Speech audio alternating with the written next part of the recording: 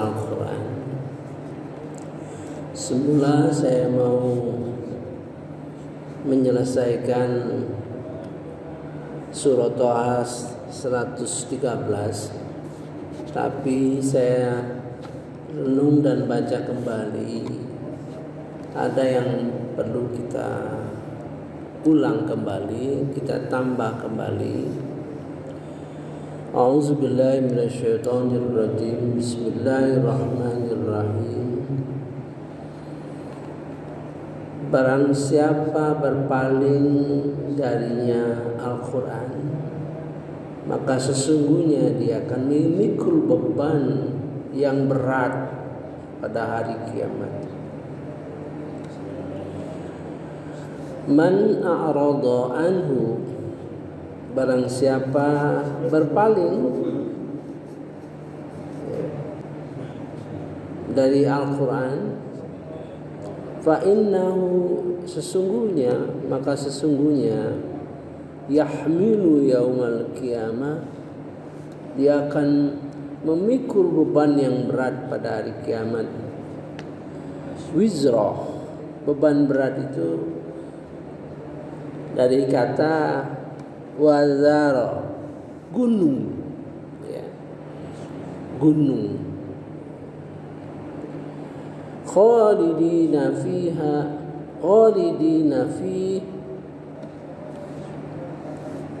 mereka kekal di dalamnya. Wasa'alahum, dan sangat buruk. Wasa'alahum yaumal qiyamah himlah, dan sangat buruk bagi mereka pada hari kiamat dengan beban dosa. Itu satu. Mungkin inilah termasuk mendustakan. Kita lihat nanti bagaimana ayat-ayat perbedaan-perbedaan, ya. Ada yang mendustakan, ada yang berpaling, gitu, ya. Mari kita lihat, ya, di dalam surah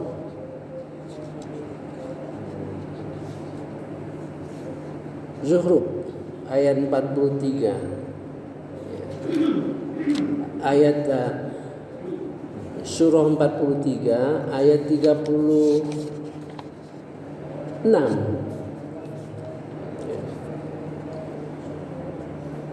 Wa may ya'shu an dzikrir rahman, barang siapa yang berpaling, di sini diterjemahkan di dalam berpaling juga, maka itu kita perlu meneliti bahasa Arabnya, gitu, ya, karena keterbatasan, ya, bahasa Indonesia itu terbatas, sehingga ya ibarat kosakata bahasa Arab katakan 10 juta, ya. Kosakata kita 2 juta, tentu tidak imbang, ya kan?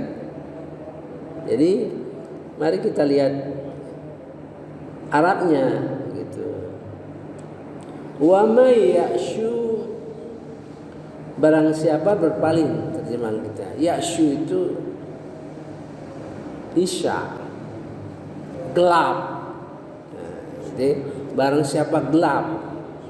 Kalau tadi sengaja berpaling, ya kan? Kalau ini gelap, bisa saja gelap itu kurang belajar, jadi nggak tahu, gitu kan?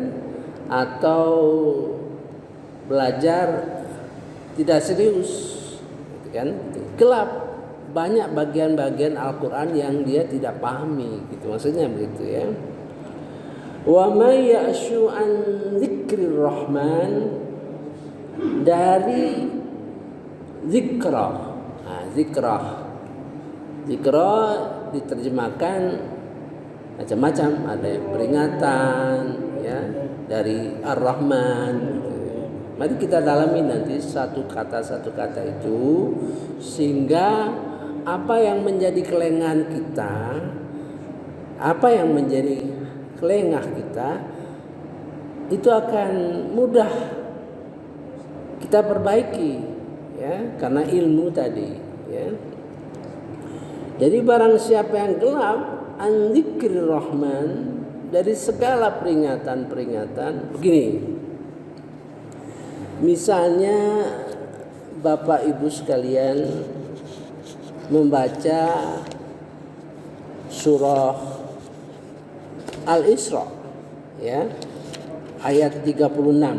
Nih, ayat 36 nih, ya. Janganlah kamu mengikuti sesuatu yang tidak kamu ketahui, yang tidak punya ilmu. Nah, gitu ya. Karena pendengaran, penglihatan, dan hati nurani semua akan diminta pertanggungjawabannya, gitu kan?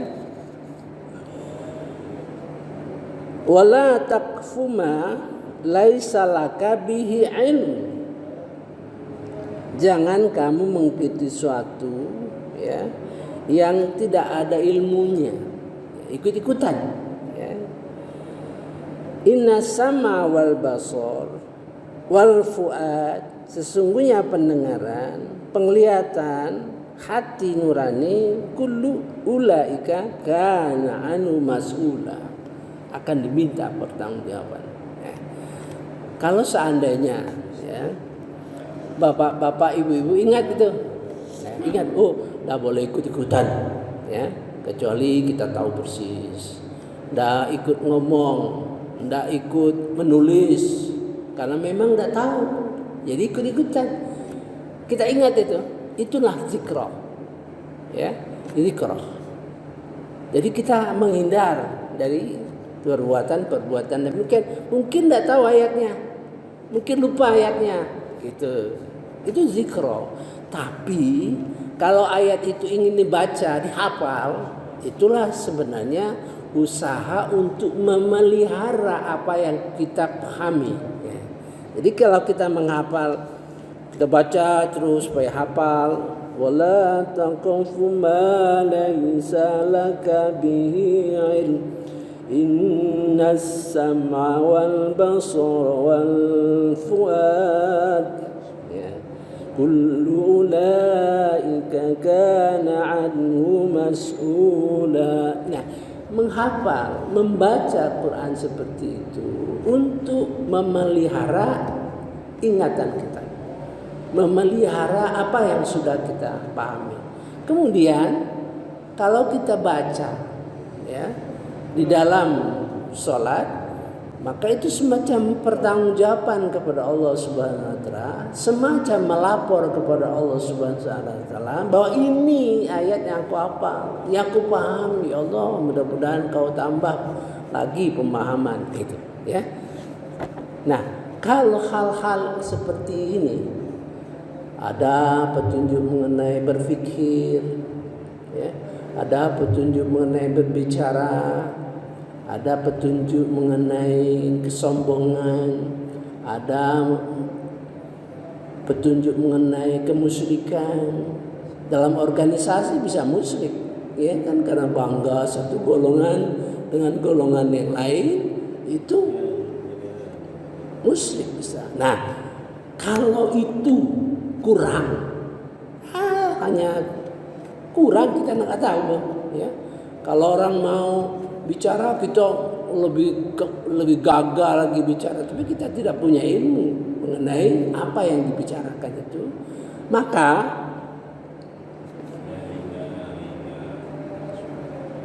nuqayyid lahu syaitanan,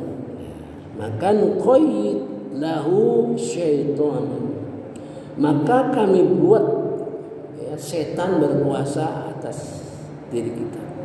Jadi kalau yang kosong, gelap, kita nggak tahu, itu setan masuk, ya.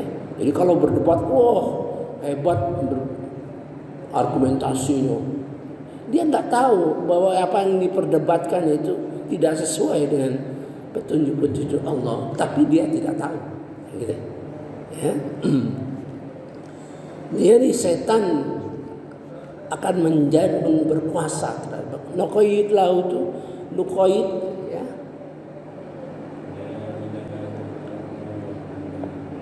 Koit itu telur, kulit telur. Ya. Jadi kuning telur itu tidak akan keluar dikuasai oleh kulit telur, kecuali pecah. Nah, gitu akan dikuasai gitu. Oleh sebab itu banyak, kalau kita tidak banyak tahu hal yang kita tidak banyak tahu, maka akan setan menemani kita dalam aspek itu. Gitu, ya. Fahuwa lahu qarin, ya. Maka setan baginya itu jadi sambat. Gitu. Saya sudah contohkan bagaimana seorang yang alim, ya, sholatnya bagus, ya. Sholatnya bagus, ya. Tapi dia lupa bahwa ada ayat yang mengatakan supaya kita bicara lebih baik. Dia nggak tahu. Tapi oleh sebab itu dia ngomongnya kasar, ngomongnya menyakitkan hati, ngomongnya selalu mengkritik orang gitu ya. Nah, dia lupa, itulah bagian gelap yang tidak kita paham. Nah, gitu ya. Ini penting supaya kita tahu dan bersemangat, ya, mengetahui aspek-aspek di dalam Al-Quran sehingga dapat membentuk kehidupan kita. Ya. Ada yang perintah berpikir, berzikir, ada yang diperintah memperbaiki kolbu supaya yang dibawa nanti kolbun salim, ada yang diperintah fisik, ya, gerakan sholat fisik, ya. Ada yang bersifat materi dan non materi, ya. Nah, itulah gambaran untuk kita hati-hati. Semakin hari semakin kita memperhatikan, ya. Kalau kita dengar mengenai satu aspek dalam kehidupan kita dan diberi petunjuk oleh Allah Subhanahu wa taala, diperjelas lagi oleh Rasulullah, ya, dalam hadis, maka jelas. Begini, kita sudah tahu bahwa berbicara semakin baik, isinya semakin, kalau istri berbicara semakin baik itu proses. Tapi kalau jujur, kita bisa jujur atau tidak jujur, ya.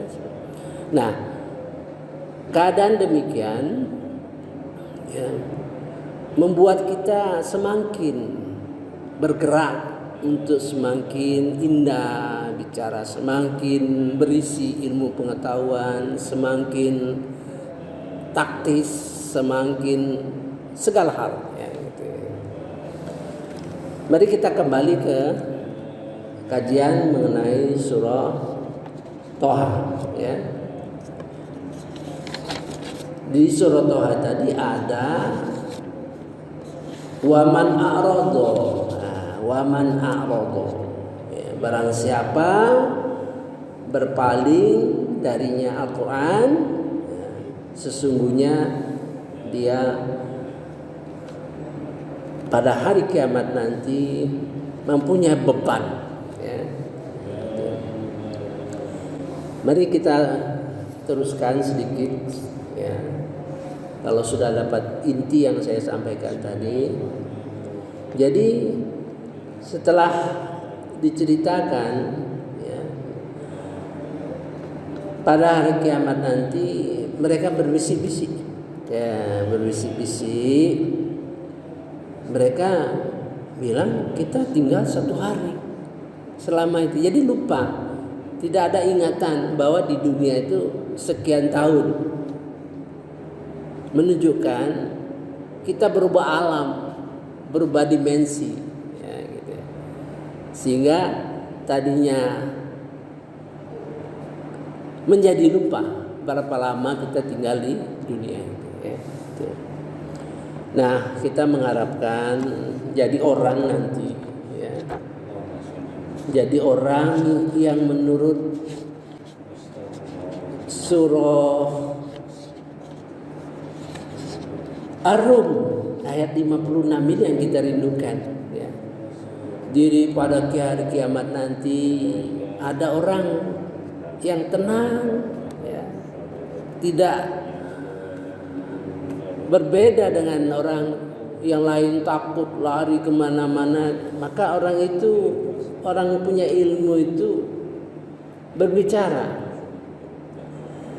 Dan orang-orang yang diberi ilmu dan keimanan berkata kepada orang-orang yang herok babok tadi, sungguh kamu telah berdiam dalam kubur menurut keterangan Allah, menurut ketetapan Allah sampai hari berbangkit. Maka inilah hari berbangkit itu, tetapi kamu tidak meyakininya.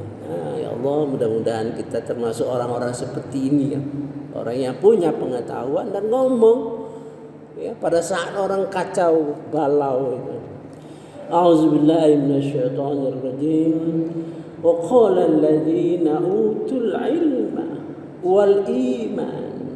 Berkatalah orang yang punya ilmu dan dikaruniai ilmu dan iman ya. Laqad labistum fi kitabillah. Sesungguhnya kalian benar-benar tinggal sesuai dengan ketetapan Allah. Ila yaumal ba'ts, sampai hari kebangkitan. Fahadha, itulah hari dibangkitkan. Fahadha yaumul ba'ts, walakinnakum, tetapi kamu kuntum la ta'lamun, tidak kalian yakin. Subhanakallahumma wa bihamdika asyhadu an la ilaha illa anta astaghfiruka wa atubu ilaik. Wallahu a'lam. Wassalamualaikum warahmatullahi wabarakatuh.